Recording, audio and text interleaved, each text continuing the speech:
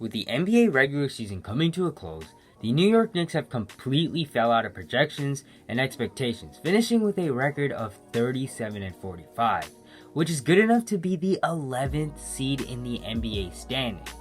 With that being said, they have a lot of moves to make in the upcoming free agency and draft. A new coaching change, maybe moving Randall, and getting set on whether they want to care about their future or want to contend and make the playoffs now.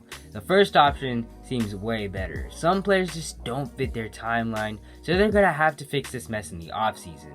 As I see some potential if they put the right pieces together. One move I think they should make is drafting Jaden Ivey.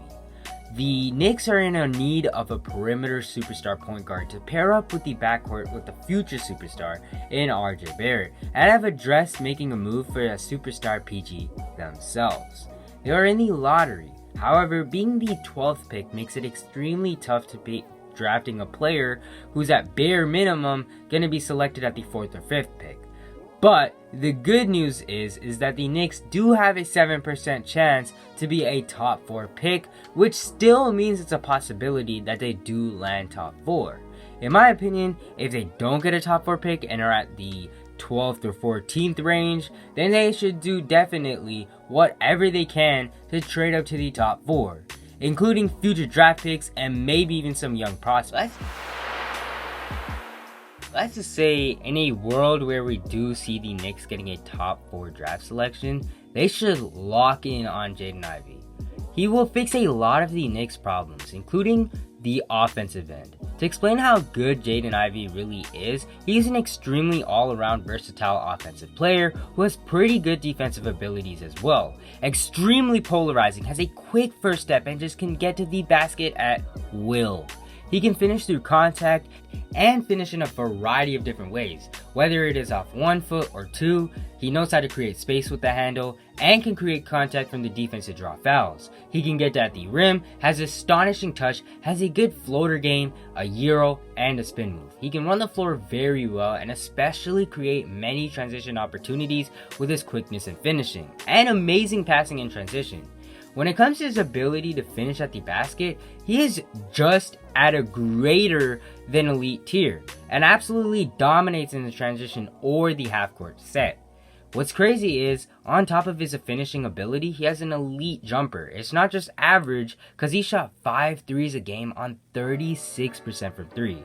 What's amazing about Jaden Ivey is that he increased his 3-point attempts by nearly 1 from the previous year, but he increased his percentage by about 10%.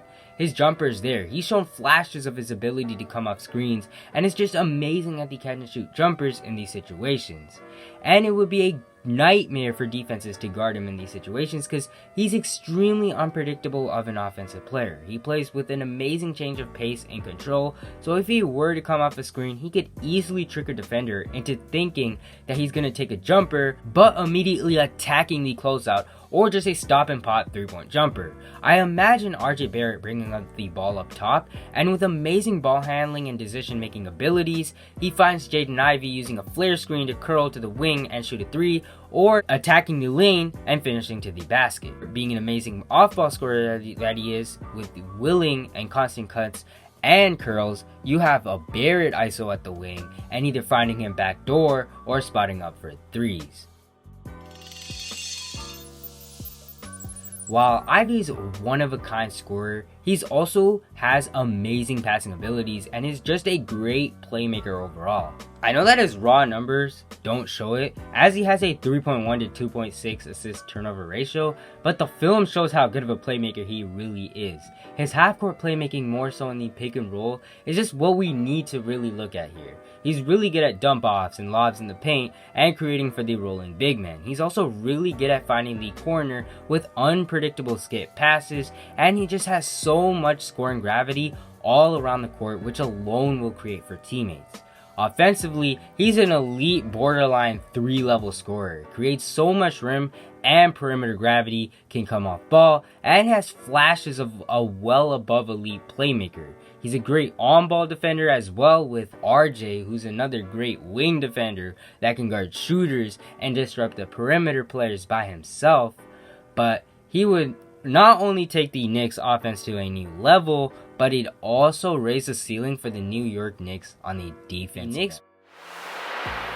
The Knicks want a new starting PG. They should definitely hope to jump up to the top 4, as we know that the only possibilities for the Knicks in the draft are either a 12th, 13th, 14th pick, or a 1st, 2nd, 3rd, or 4th pick. They have a 0% chance of falling in between 5 through 11. So if the Knicks fans are watching the draft and see that the Knicks do not get called by the 12th pick, they should all just be in celebration mode by that point, because Jaden Ivey should be paired up with the future superstar RJ Barrett in this situation if they do get a top 4 pick. He's the perfect fit and is the most talented available PG that they can get. Not only is he a great defender, but his ability to come off ball, play make, score from the 3, and get to the basket is the perfect player to pair up with RJ Barrett. So many plays I can see revolved around the two. But besides them, the Knicks should make a coaching change and maybe try to make Mark Jackson the face of their coaching staff and the new head coach of the team. And maybe some more moves for the veterans in return for picks and players who fit the team's timeline. They seriously have the ability to turn their franchise around and could be future contenders within 5 years. But what do you guys think? What should the Knicks do? Is Jaden Ivey the perfect player to pair up with RJ? Let me know your comments down below. Like, comment, and share, and I'm out.